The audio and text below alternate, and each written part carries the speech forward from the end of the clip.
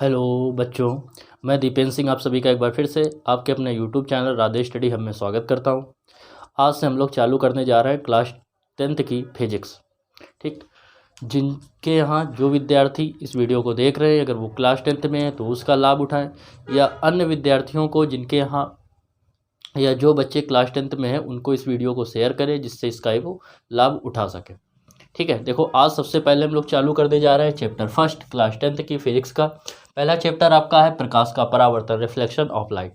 अब देखो सबसे पहले बात होती है कि प्रकाश क्या है, तो हम प्रकाश को समझेंगे कि प्रकाश क्या होता है। हम लोग देखते हैं कि जैसे कोई वस्तु रखी गई है और वहाँ प्रकाश क्या है, नहीं है, तो वस्तु हमें क्या होती है, दिखाई नहीं पड़ती है। जबकि प्रकाश के आ जाने के कारण क्या करती है, वो वस्तु दिखाई पड़ती है। वस्तु कब दिखाई पड़ेगी, जब उस पर प्रकाश पड़ेगा और वहाँ से प्रकाश टकराकर हमारी आंखों पे आएगा। प्रकाश कहाँ पड़ना चाहिए, वस्तु पे पड़ना चाहिए, ना कि हमारी आंख पे। बात समझ में आ रही है। अब देखो इस बात को समझो इसको। तो इसी आधार पर यह बताया गया कि प्रकाश जो है वो प्रकाश एक प्रकार की ऊर्जा होती है। हमें ये बात कैसे पता चली कि प्रकाश एक प्रकार की ऊर्जा है, तो हम लोग देखते हैं कि धूप में, जैसे धूप है और धूप में हम थोड़ी देर अपना हाथ रखे रहें तो क्या होता है, गर्म हो जाता है। या देखते हैं सड़क में या कोई चीज़ रखी है तो धूप में क्या होती है, वो गर्म हो जाती है। इससे पता चलता है, और धूप क्या है, एक प्रकार की प्रकाश है। इससे हमें पता चलता है कि प्रकाश क्या होती है, एक प्रकार की ऊर्जा होती है। ये हमारी आंखों को संवेदित करती है। आंखों को संवेदित करती है मतलब ये आंखों पे प्रभाव डालती है, और जब आंखों को संवेदित करेगी तभी क्या होगा, हमें वस्तुएं दिखाई पड़ेंगी, जिससे हमें वस्तुएं दिखाई पड़ती हैं। ऐसे भी समझ सकते हैं आंखों को संवेदित करती है कि जब हम देखते हैं कि अगर बल्ब है, बल्ब की तरफ हम देखें, या सूर्य है और सूर्य की तरफ हम देखें तो हमें आंखों से क्या होता है, धुंधलापन दिखाई पड़ता है, या बहुत ज़्यादा चमक के कारण आंखें में बंद करनी पड़ जाती हैं। इससे हमें पता चलता है कि आंखों को क्या कर रहा है, प्रभावित कर रहा है, मतलब संवेदित कर रहा है। इससे भी वस्तुएं दिखाई देती है। प्रकाश याद रखना हमें स्वयं दिखाई नहीं देता, परंतु जिस वस्तु पर पड़ता है वह हमें वस्तु उसकी सहायता से दिखाई देती है। अब देखो प्रकाश के स्रोत या परावर्तन के आधार पर वस्तुएं दो प्रकार की होती हैं। वस्तुएं कौन कौन सी होती हैं, एक होती है दीप्त वस्तु, दूसरी होती है अदीप्त या प्रदीप्त वस्तुएं। अब दीप्त वस्तुएं क्या होती है, तो देखो जैसे बल्ब होता है वह क्या होता है, स्वयं प्रकाश उत्पन्न करता है, तो ये क्या है, दीप्त वस्तु है। लैंप है, लैंप स्वयं प्रकाश उत्पन्न करता है, कैसी वस्तु है, दीप्त वस्तु है। ठीक है, जैसे क्या हो गया, सूर्य आपका स्वयं प्रकाश उत्पन्न करता है, तो दीप्त वस्तुएं कौन सी होती हैं, जैसे हो गया सूर्य, सूर्य दीप्त वस्तु है। लैंप, लैंप दीप्त वस्तु है। मोमबत्ती, मोमबत्ती क्या दीप्त वस्तु है, इत्यादि। बल्ब,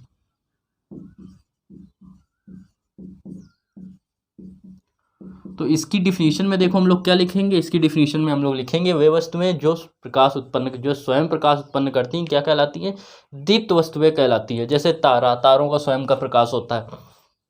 बात करें अदीप्त या अप्रदीप्त वस्तुओं की, तो ऐसी वस्तुएं जो स्वयं प्रकाश उत्पन्न नहीं करती क्या कहलाती है, अदीप्त वस्तुएं कहलाती है। जैसे ये बोर्ड है, ये दिख तो रहा है हमें लेकिन ये स्वयं प्रकाश उत्पन्न नहीं कर रहा है, इसलिए ये क्या है, अप्रदीप्त वस्तु है। जैसे लकड़ी हो गई, लकड़ी है वो क्या है, अदीप्त वस्तु है।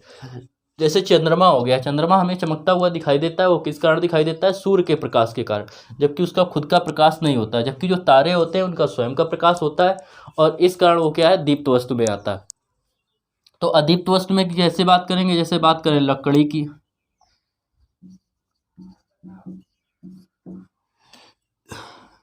लकड़ी की बात करें हम लोग, कागज की बात करें,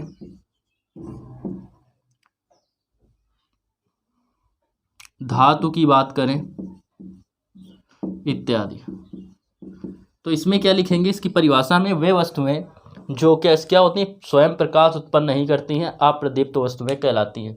दीप्त वस्तुएं में वे वस्तुएं जो क्या करती हैं, स्वयं प्रकाश उत्पन्न करती हैं, दीप्त वस्तुएं कहलाती हैं। कैसे लिखेंगे डिफिनीशन, वे वस्तुएं जो स्वयं प्रकाश उत्पन्न करती हैं, दीप्त वस्तुएं कहलाती हैं। अदीप्त वस्तुएं वे वस्तुएं जो स्वयं प्रकाश उत्पन्न नहीं करती, अदीप्त वस्तुएं कहलाती हैं। ठीक है, यहाँ तक बात समझ में। अब बात करते हैं प्रकाश के गुण के, कि प्रकाश में कौन कौन से गुण होते हैं। देखो प्रकाश में नंबर 1 गुण जो होता है, ये जो होता है वो विद्युत चुम्बकीय तरंगों के रूप में चलता है।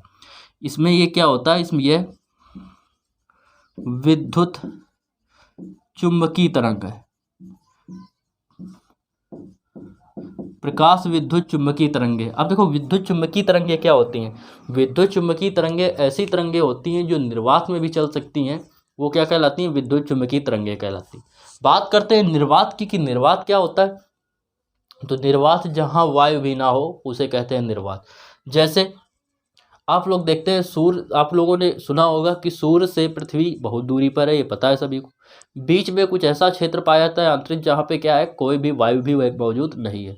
तो जहाँ पे वायु भी मौजूद ना हो, मतलब कोई भी पार्टिकल मौजूद ना हो, या सीधे मान लो कि वायु ना मौजूद हो, उसको क्या कहते हैं? उसको क्या बोलते हैं? निर्वात बोलते हैं। ठीक है, तो निर्वात में भी चल सकती है, उसे क्या कहते हैं? विद्युत चुम्बकीय वस्तुएं कहते हैं। दूसरी बात करें तो दूसरा इसका पॉइंट होता है, सेकंड पॉइंट, कि प्रकाश जो होता है उसके लिए माध्यम की आवश्यकता नहीं होती है। इसके लिए जरूरी नहीं कि माध्यम हो।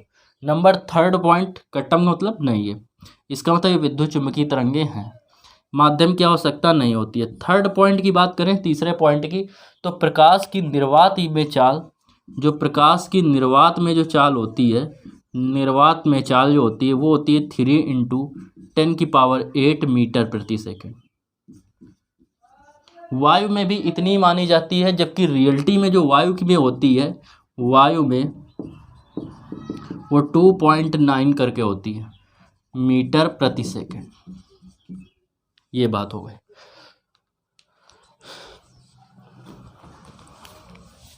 इसको रब किए दे रहे हैं, जो बच्चे स्क्रीनशॉट लेना चाहें ले सकते हैं।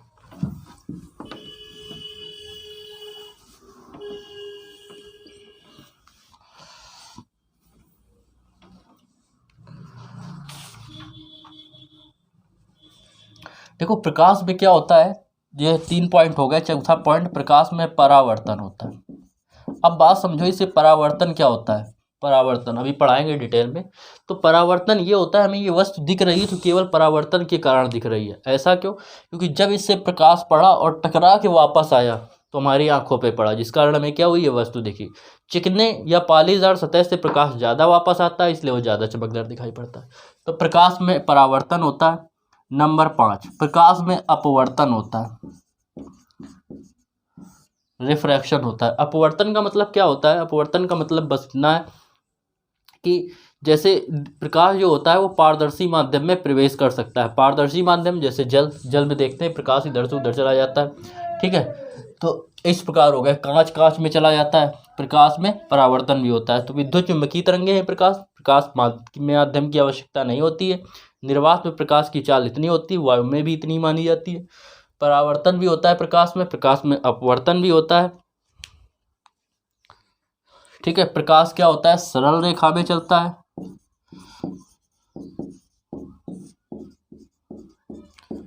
प्रकाश सरल रेखा में चलता है।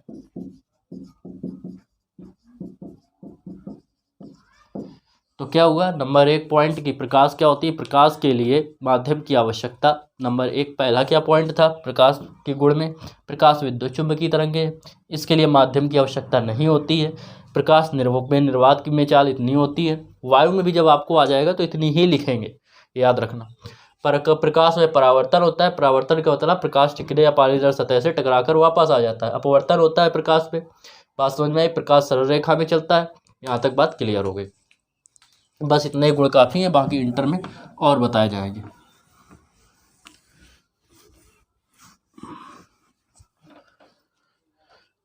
इसके बाद बात करते हैं प्रकाश में परावर्तन। इसके बाद बात करते हैं कि प्रकाश की किरण।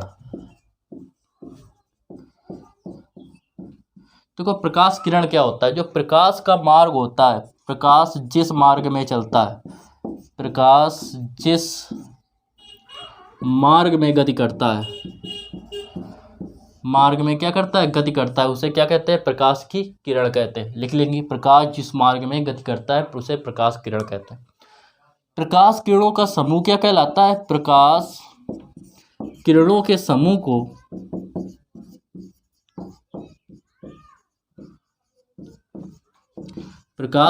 समूह को जो है वो हम लोग कहते हैं प्रकाश पुंज। उसे हम लोग प्रकाश पुंज कहते हैं। ठीक है, लाइट बीम। अब देखो प्रकाश पुंज जो होते हैं वो 3 प्रकार के होते हैं। कितने प्रकार के होते हैं? 3 प्रकार के। नंबर 1 जो होता है वो होता है अभिसारी, अभिसारी प्रकाशपुंज, ठीक है, कन्वर्जेंट।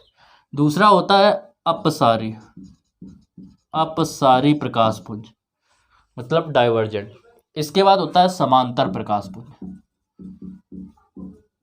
समांतर प्रकाशपुंज। तो बात यहाँ तक समझ में आई। प्रकाश की किरण क्या होता है? प्रकाश जिस मार्ग में गति करता है उसे प्रकाश किरण कहते हैं। प्रकाश किरणों के समूह को प्रकाशपुंज कहते हैं। प्रकाशपुंज कितने प्रकार के होते हैं? 3 प्रकार के होते हैं, अभिसारी, अपसारी और समांतर। देखो इसको लिखने का तरीका क्या है कि पहले हेडिंग डालेंगे प्रकाश की किरण, फिर डिफिनीशन लिखेंगे, प्रकाश जिस मार्ग में गति करता है उसे प्रकाशपुंज कहते हैं। फिर क्या हेडिंग डालेंगे प्रकाश, फिर प्रकाश पुंज हेडिंग डालेंगे और लिखेंगे प्रकाश किरणों के समूह को प्रकाशपुंज कहते हैं। प्रकाश पुंज लिखेंगे कितने प्रकार के होते हैं? 3 प्रकार के, नंबर 1 अभिसारी, नंबर 2 अपसारी और नंबर 3 समांतर। अब इस अभिसारी प्रकाशपुंज क्या होता है? अभिसारी प्रकाशपुंज वो प्रकाशपुंज होता है जिसमें कहीं दूर से आने वाली प्रकाश किरणें क्या हो, किसी एक बिंदु पर आती हुई प्रतीत हो। ये जो एरो होता है वो प्रकाश किरण का दिशा को बताता है। अपसारी क्या होती है? किसी एक ही बिंदु से क्या करें, प्रकाश की किरणें दूर की ओर जाए, बाहर की ओर फैल जाए। इसमें क्या हो रही हैं? एकत्रित हो रही हैं अभिसारी में। सब प्रकाश की किरणें क्या हो, जब एक ही स्थान पर एक ही बिंदु पर केंद्रित होती है तो उसे कहते हैं अभिसारी प्रकाशपुंज।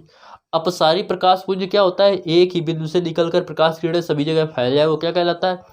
अपसारी प्रकाशपुंज कहलाता है। समांतर प्रकाशपुंज क्या कहलाता है? यदि प्रकाश की किरणें क्या है, एक दूसरे के समांतर हैं तो क्या कहलाता है? समांतर प्रकाशपुंज कहलाता है। उम्मीद करते हैं यहाँ तक आपको समझ में आया होगा। नेक्स्ट वीडियो में कुछ और टॉपिक लेके हाजिर होंगे इसी के आगे। तब तक के लिए राधे राधे।